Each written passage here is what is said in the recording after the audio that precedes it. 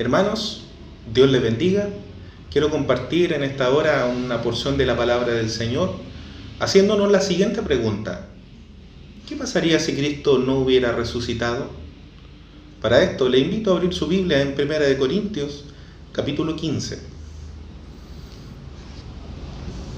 1 Corintios, capítulo 15. Vamos a estar leyendo desde el versículo 12 hasta el 20. La palabra del Señor dice así: Pero si se predica de Cristo, que resucitó de los muertos, ¿cómo dicen algunos entre vosotros que no hay resurrección de muertos? Porque si no hay resurrección de muertos, tampoco Cristo resucitó. Y si Cristo no resucitó, vana es entonces nuestra predicación, vana es también vuestra fe. Y nos somos hallados falsos testigos de Dios, porque hemos testificado de Dios que Él resucitó a Cristo, al cual no resucitó, si en verdad los muertos no resucitan. Porque si los muertos no resucitan, tampoco Cristo resucitó. Y si Cristo no resucitó, vuestra fe es vana, aún estáis en vuestros pecados. Entonces también los que durmieron en Cristo perecieron. Si en esta vida solamente esperamos en Cristo, somos los más dignos de conmiseración de todos los hombres. Mas ahora Cristo ha resucitado. Primicias de los que durmieron es hecho. Palabra del Señor. ¿Y si Cristo no hubiera resucitado? El apóstol Pablo en este capítulo inicia un nuevo tema de conversación referente a la resurrección de los muertos. Aborda el tema central de su evangelio, que es algo que todos sabemos, que Cristo Jesús murió por nuestros pecados, fue sepultado y resucitó al tercer día. Probablemente es algo que ya todos hemos escuchado, pero a veces las cosas más sencillas son las cosas que más deberían llenar nuestros corazones, porque lo sabemos, pero eso debiera también llenar nuestras vidas y darnos fe y aumentarla.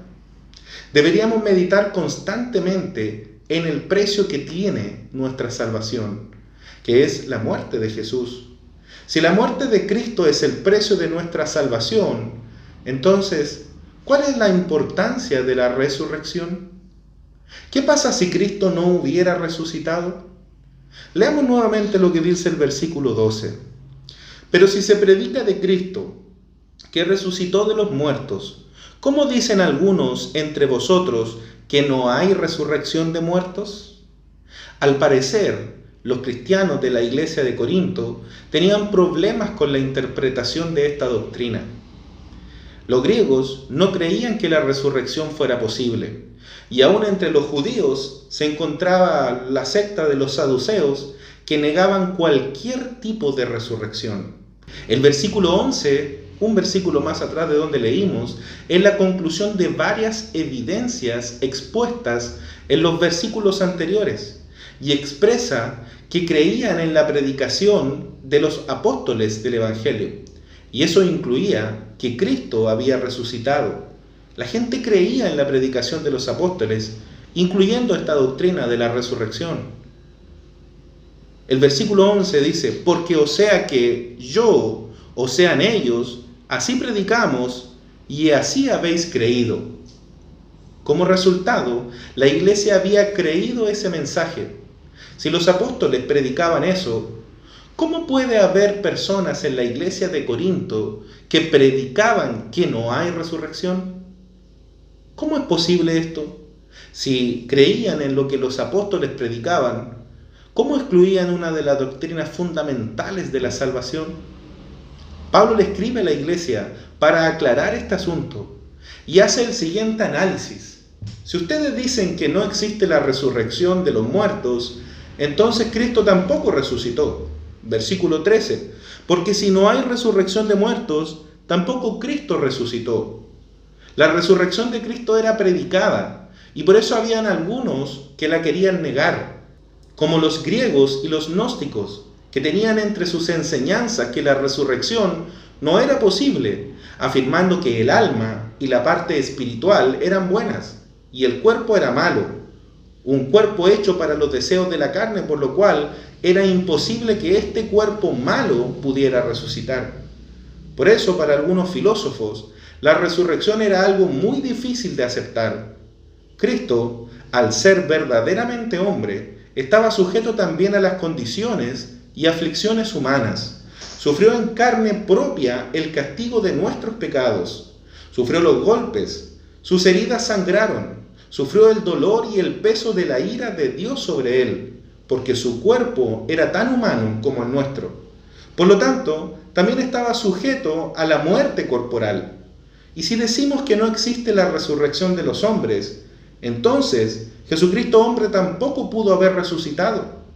Pablo va desarrollando su explicación bajo la suposición de que Cristo no resucitó. El apóstol Pablo reflexiona hipotéticamente en lo triste que sería si Cristo no hubiera resucitado de entre los muertos. Versículo 14. Y si Cristo no resucitó, vana es entonces nuestra predicación, vana es también vuestra fe.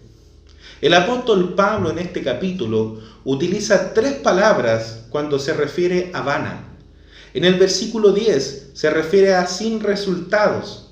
Nos dice que la gracia de Dios no ha sido en vano. La gracia de Dios no ha sido sin resultado. Es decir, la gracia de Dios ha provocado resultados en él. La gracia de Dios cambió su vida, dio resultado. Por lo tanto, la gracia de Dios, según el apóstol Pablo, no es en vano, porque sí provocó resultados en su vida. Una vida cambiada como la del apóstol Pablo significa que realmente la gracia del Señor no puede ser en vano. También en el versículo 14 nos dice que si Cristo no resucitó, entonces nuestra predicación es vana. Aquí utiliza la palabra estéril. Nos quiere decir que si Cristo no resucitó, nuestra predicación no producirá frutos, no dará vida. Quiere decir que si realmente Cristo no resucitó, nuestra predicación es estéril, no dará vida a nadie. Es una predicación muerta. Y en el mismo versículo 14 nos dice que vana es nuestra fe. Y aquí utiliza la palabra inútil. Pablo nos está diciendo que si Cristo no hubiera resucitado, nuestra fe no serviría de nada, no cambiaría nada, sería inútil creer, no habría un propósito para nuestra fe. Fíjese lo que dice el versículo 15, y somos hallados falsos testigos de Dios, porque hemos testificado de Dios que Él resucitó a Cristo, al cual no resucitó, si en verdad los muertos no resucitan. Testigo es un término jurídico. Se le asigna a una persona que conoce un hecho por haberlo presenciado. Si es testigo presencial, debe decir la verdad. Si miente, es culpable de un delito. Pablo, los discípulos, las mujeres y 500 personas más habían sido testigos presenciales de Jesús resucitado. Habían tocado sus manos. Jesús había comido con ellos. La tumba estaba vacía, los soldados no vieron nada, y si se durmieron, era imposible que los seguidores de Jesús hayan movido la piedra sin haberlo despertado. Eso testificaban los discípulos de un Cristo resucitado, y si Cristo no hubiera resucitado, entonces ellos serían falsos testigos, mentirosos ante Dios y ante los hombres. Y si eran mentirosos, entonces merecían un castigo por el delito de testificar con pruebas y argumentos falsos. El versículo 16 continúa diciendo, porque si los muertos no resucitan, tampoco Cristo resucitó. La resurrección era necesaria por 3 razones. La primera, tenía que mostrar victoria completa sobre la muerte. La segunda, era necesaria para mostrar su naturaleza divina como Hijo de Dios. Él es el autor de la vida. No era posible que la muerte lo venciera. Por tanto, Jesús tenía que levantarse de la tumba, mostrando su poder sobre la vida y también sobre la muerte. Y tercero, la resurrección significaba cumplir completamente con las demandas del pecado al sacrificarse Él mismo en la cruz, y también aplicar esa misma virtud a cada uno de los creyentes. Jesús murió en calidad de sustituto. Resucitar significó en Cristo que no solo era verdadero hombre, sino también es verdadero Dios, y confirmó que con ese mismo poder puede levantar a su iglesia de la muerte a la vida. El versículo 17 dice: y si Cristo no resucitó, vuestra fe es vana, aún estáis en vuestros pecados. Aquí Pablo utiliza la palabra estéril para decir que si Cristo no resucitó, nuestra fe es estéril, es incapaz de producir vida en nosotros, incapaz de cambiar nuestras vidas, y por ende seguimos estando muertos en delitos y pecados. Pablo está diciendo que si Cristo no resucitó, significa que su sacrificio no fue aceptado por Dios. Significa que su muerte no fue suficiente, que su vida y muerte no bastaron para pagar el costo de nuestros pecados. El versículo 18 dice: entonces también los que durmieron en Cristo perecieron. Efectivamente, si Cristo no hubiera resucitado, entonces su muerte no habría sido efectiva para salvar a los pecadores del pasado, del presente o del futuro. Si Cristo realmente no hubiera resucitado, entonces lo que Él hizo, su sacrificio, no sería capaz de darnos vida hoy, ni a usted ni a mí. Versículo 19. Si en esta vida solamente esperamos en Cristo, somos los más dignos de conmiseración de todos los hombres. Según el diccionario de la Real Academia Española, la palabra conmiseración es la compasión que se tiene del mal de alguien. El texto quiere decir que si solamente esperamos en Cristo, somos dignos de lástima, de la lástima del resto de la gente.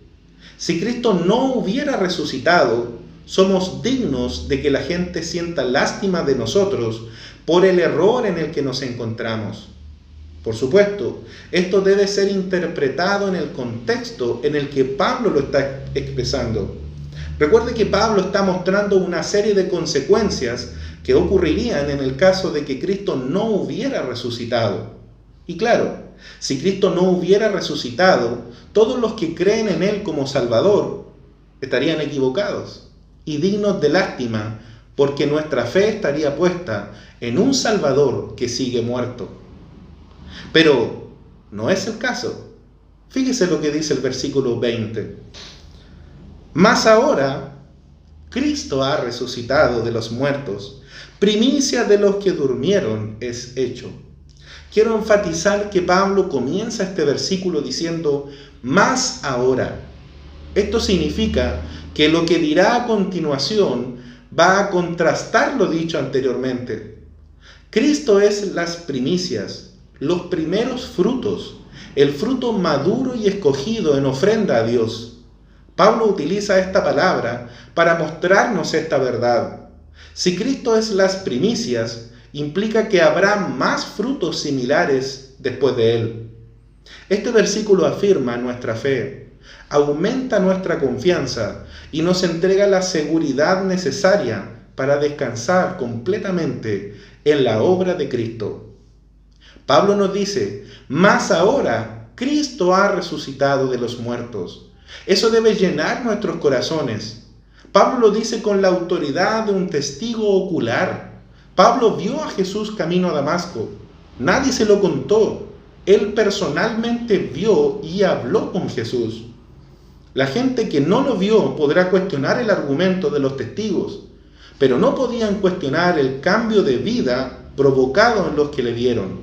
Asimismo es hoy en nuestro tiempo.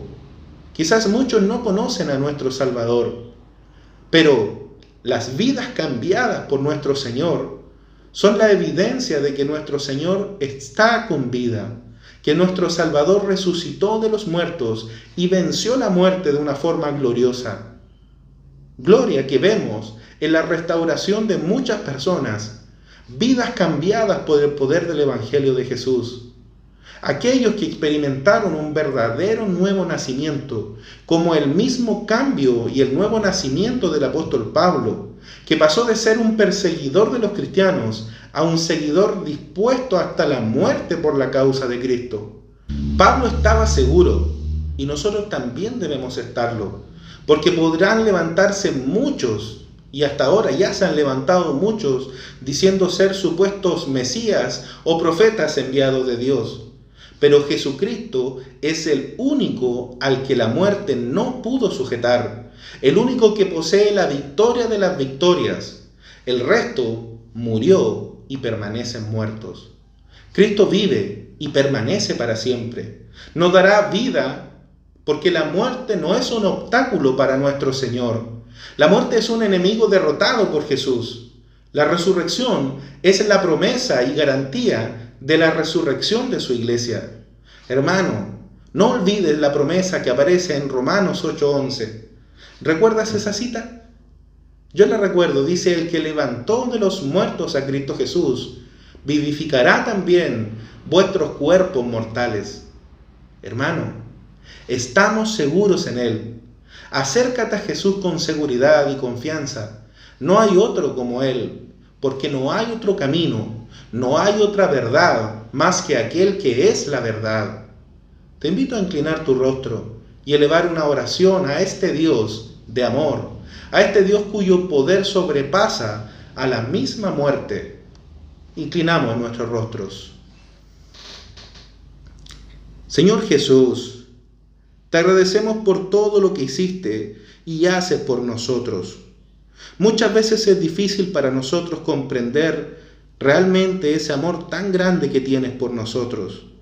En la cruz tenemos el claro ejemplo de tu amor, y en la resurrección entendemos que fuiste acepto delante de Dios, y mediante eso abriste el camino para llegar al Padre.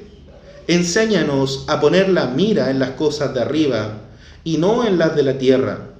Enséñanos, Señor, a dejar de lado nuestros problemas y dificultades y que tengamos fe solamente en ti, Señor. Que como iglesia podamos ser una iglesia que te honre, que te glorifique, que te sirva, Señor, y que cada uno de nosotros podamos ser testigos de vidas transformadas. Permite que cada uno de nosotros no desaproveche la oportunidad de decirle a las personas que están allá afuera que Jesús resucitó y que está vivo y que esperamos su venida tal como Él lo prometió. Gracias por cada cosa que tú nos das día a día, sabiendo que la salvación es tuya, Señor. Todo esto, Padre, te lo agradecemos, te honramos y te damos gracias. En el nombre de Jesús. Amén. Hermano, anímate.